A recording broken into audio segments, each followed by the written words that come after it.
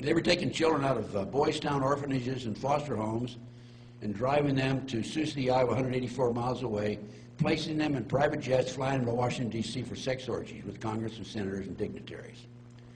And I covered that in my intelligence report, by the way. So what does that mean? Well, a guy named Rusty Nelson was taking pictures of them while they were doing this sort of thing. And Rusty would take a picture of them for them, because they kept track of the film, and then he would sneak his own film in, because he figured he'd need insurance down the road, and he was right. And so he had these pictures of these dignitaries who were involved in these nefarious sexual activities. Congressmen, senators, as I said. Now, Rusty was asked to participate in a sexual act with a man, and he wasn't any part of that. So he went out a bathroom window in a motel and made his way back to Norfolk, Nebraska. And his granddad had an old a farm there that was abandoned, and he stayed on the farm for a while. And the FBI came around to Rusty's parents, and the mother very naively said, "Oh, Rusty's over at such and such a farmhouse." The FBI went over and interviewed Rusty at the farmhouse, and Rusty says it's time to take off, and he took off, of course. Now, before this happened, during the investigation, Gary Caradora was an investigator for the Senate committee, Schmidt and DeCamp. And he made contact with Rusty. Rusty was in Arizona. And Rusty said, "Meet me in Chicago." He didn't want to meet Gary Caradora in Phoenix. And so he met him in Chicago, Gary did. And Rusty turned over the pictures of him having sex with some of these dignitaries in Washington, D.C., senators, congressmen, so White House people, okay, use your own imagination. And Gary Caradora made the mistake of calling Lawrence Schmidt, "I have the smoking gun." He had his own airplane, and that night after the All-Star game, he had his 11-year, 12-year-old boy with him. They got in Gary's plane, and over Aurora, Illinois, the plane exploded. Gary died. Pictures were all over the place. First person at the scene was the sheriff, deputy sheriff. He picked up the pictures. The FBI agent came along, grabbed the pictures, and said, "Keep your mouth shut." He apparently didn't keep his mouth shut because a year later his wife was murdered, by the way.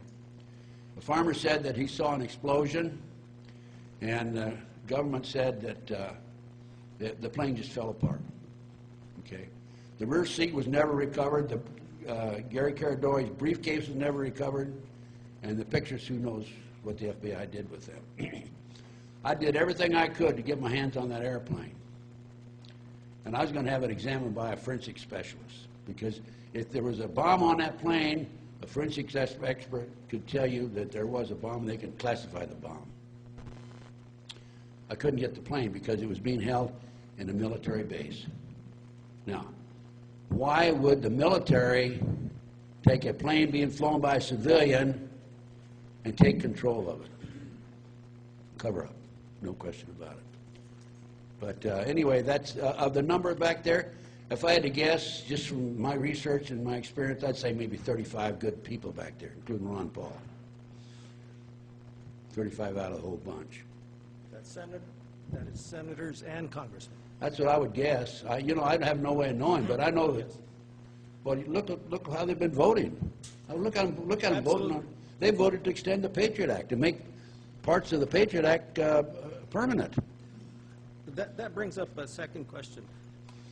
It's so big, and it has so many tentacles and so many parts of the government and the military and corporations.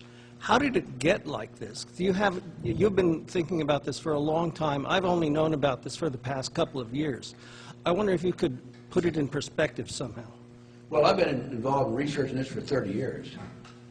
And piece by piece, it fell in order, you know. First this, this, and this. I was given a lecture in the late 90s, probably middle 90s, in Las Vegas. And after the lecture, a fellow came up to me and handed me his book, Pawns in the Game. And he said, this is what it's all about. I didn't know anything about Pawns in the Game. I knew very little about the Illuminati. Pawns in the Game is available through me, by the way. And I urge you to buy it. That and the Franklin Cover-Up book by John DeCamp. And these are both the most dynamite, powerful books that I've ever read. And that's how I learned about the Illuminati. I mean, I'd heard about them, but I really knew about them after that. I learned about the 25 goals to take over the world. And it got so big and it got so well organized that I can go from Los Angeles tonight to Nebraska and have a surveillance on me and have somebody come into my house in Nebraska or here in L.A. I've had surveillances on me in Washington, D.C., Philadelphia, Ohio, Utah, California, Oregon. I mean, they've got a network of people of an army. It's army. And what it is primarily military intelligence. Remember Eisenhower warned us about military-industrial complex. Remember? He knew. Jack Kennedy